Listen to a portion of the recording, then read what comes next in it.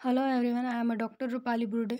आज मैं आपको bank final account vertical format only इसका एक और प्रॉब्लम यहाँ पे सॉल्व करके दिखाऊंगी। This is our problem. From the following information trial balance was extracted from the books of central bank limited as on 31 March 2015। Trial balance दी हुई है, उसमें बहुत सारे आइटम दिए हुए हैं। टोटल है 21,02,000, दोनों की साइड की बराबर है। हर आइटम के सामने मैंने लिख दिया है कि वो कौन से शेड्यूल में आएगा। यहाँ पे कुछ एडिशनल इंफॉर्मेशन दी हुई है। रिबेट्स दिया हुआ है, bill discounted ₹27,000, acceptance for customers 80,000 and endorsements on behalf of the customers ₹30,000। Prepare करना है प्रॉफिट एंड लॉस अकाउंट और बैलेंस शीट।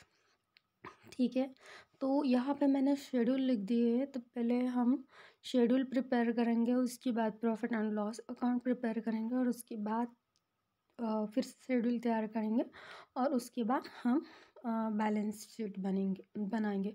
क्योंकि प्रॉफिट एंड लॉस अकाउंट से जो भी प्रॉफिट या लॉस मिलेगा उसे भी हमें बैलेंस शीट में लेके जाना पड़ेगा या फिर उसका स्टैट्यूटरी रिजर्व भी बनाना पड़ेगा। ठीक है, तो यहाँ पे मैंने लिख दी है कि कैपिटल कौन से शेड्यूल में आएगा, रिजर्व फंड कौन से शेड्यूल में आएगा। लेकिन सबसे पहले हम प्रिपेयर करेंगे 15, 16, 17, 15, 16, 14 और 13 का शेड्यूल हम सबसे पहले प्रिपेयर करेंगे, क्योंकि सबसे पहले हम profit and loss account prepare करेंगे। ठीक है, तो यहाँ पे मैंने लिख दिया है क्योंकि 13, 14, 15, 16 ये schedule profit and loss account से रिलेटेड है। तो शेड्यूल नंबर 13 से स्टार्ट करते हैं। इंटरेस्ट ऑन, यहाँ पे शेड्यूल नंबर 13 है इंटरेस्ट ऑन। इसमें क्या लिखा है? Interest commission and discount, income on investment, interest on balance with RBI and other interbank funds या अदर। तो जो यहाँ पे लिखा है देखिए, हमारा फोर्थ आइटम पर्टिकुलर में इंटरेस्ट कमीशन एंड डिस्काउंट हमारा 13 शेड्यूल में आता है 3,50,000 का। ठीक है, 30 शेड्यूल नंबर 13 में हम इसे पुटअप कर देते हैं 3,50,000। इसके बाद कोई भी हमारा शेड्यूल नंबर 13 से रिलेटेड आइटम यहाँ पे नहीं है और एडजस्टमेंट में भी नहीं। ठीक है, तो हमारा शेड्यूल नंबर 13 और टोटल आ जाता है 3,50,000। अब अभी शेड्यूल नंबर 14 है अदर इनकम्स। तो इसमें देखिए कुछ भी नहीं है, यानी कि पूरा नील है। यहाँ से रिलेटेड शेड्यूल नंबर 14 से रिलेटेड हमारे ट्रायल बैलेंस में कोई भी आइटम नहीं है। ठीक है, तो ये नील है। नेक्स्ट आ जाते हैं इंटरेस्ट एक्सपेंडेड। ये शेड्यूल नंबर 15 का आइटम है। अभी इससे रिलेटेड आइटम हमारे ट्रायल बैलेंस में मिलेंगे जो हमें प्रॉब्लम में दिया।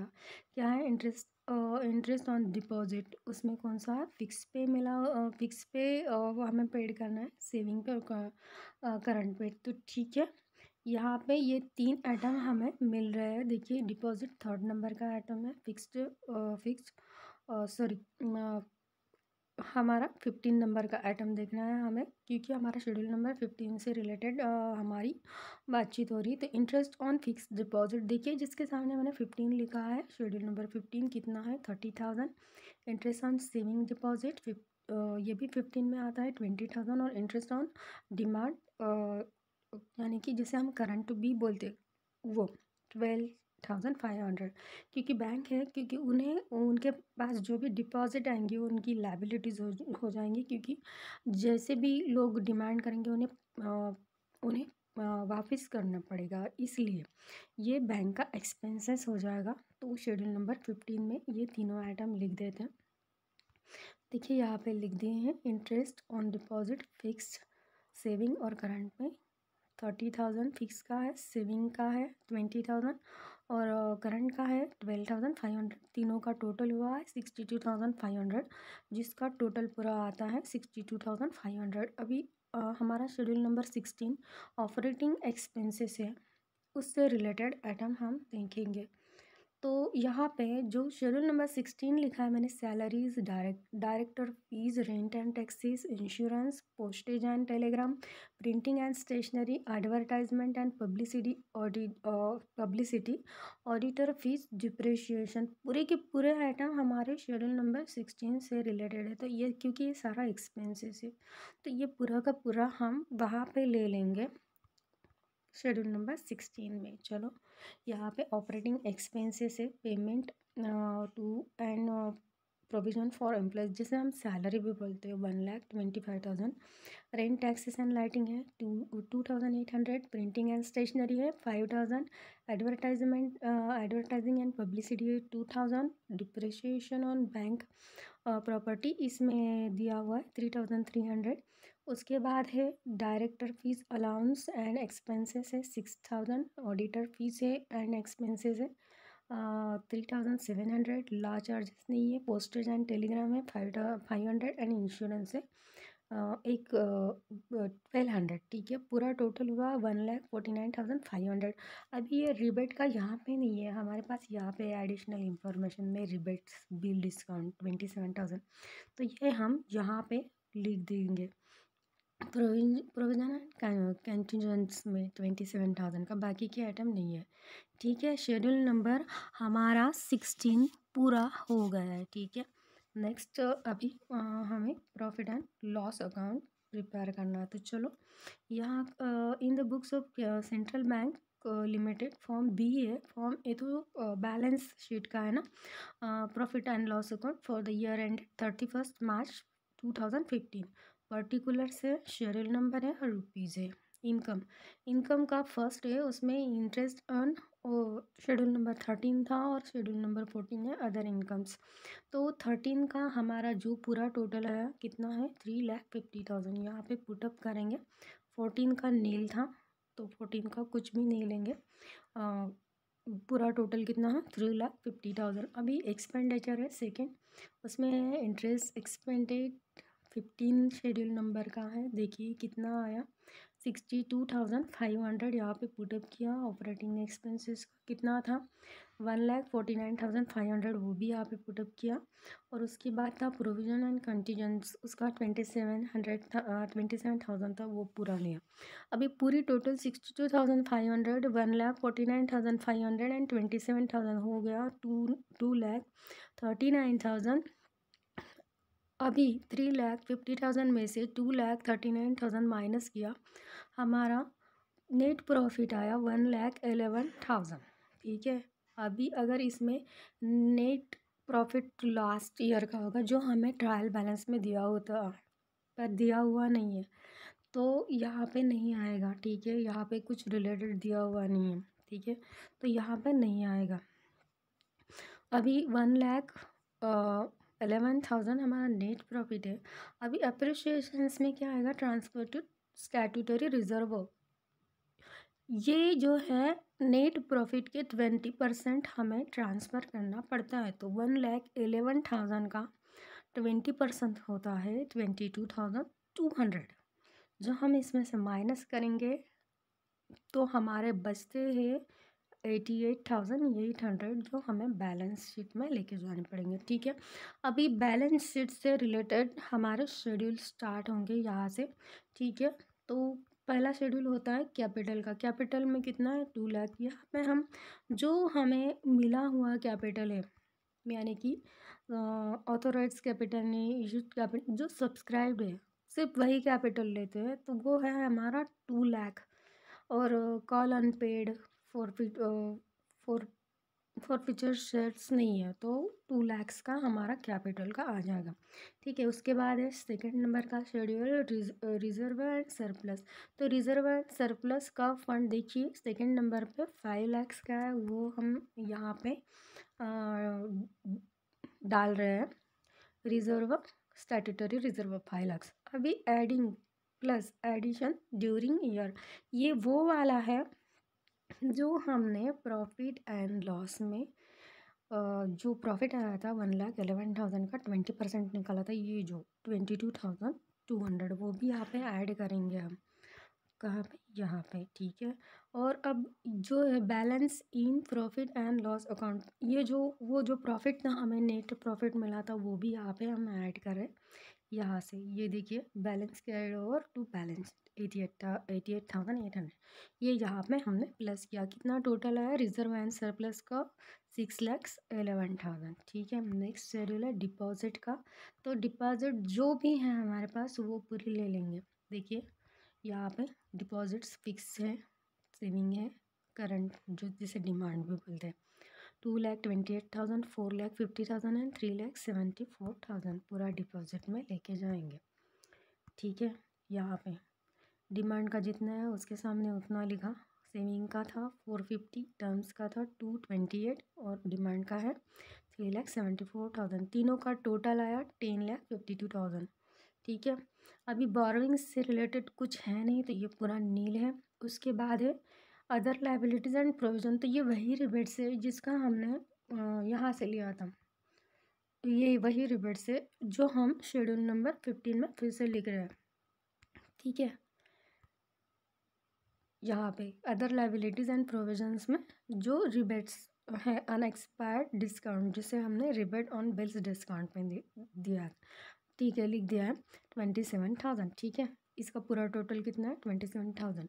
अभी कैश इन हैंड है तो ठीक है इसे भी देखते हैं। कैश इन हैंड और cash with bank schedule number 6 में है 2,40,000 का कैश इन हैंड है और कैश विद RBI है 4,20,000। दोनों शेड्यूल नंबर 6 से रिलेटेड है तो शेड्यूल नंबर 6 में इसका हम एंट्री करेंगे, ठीक है। कैश इन हैंड है 2,40,000 और कैश विथ RBI है 4,20,000। दोनों का टोटल कितना आया 6,60,000। नेक्स्ट शेड्यूल है balance with banks and money at call and short notice. इससे रिलेटेड कोई आइटम हमारे ट्रायल बैलेंस में नहीं है तो ये शेड्यूल हमने नील कर दिया। अभी इन्वेस्टमेंट, तो चलो इन्वेस्टमेंट यहाँ पे है हमारे ट्रायल बैलेंस में।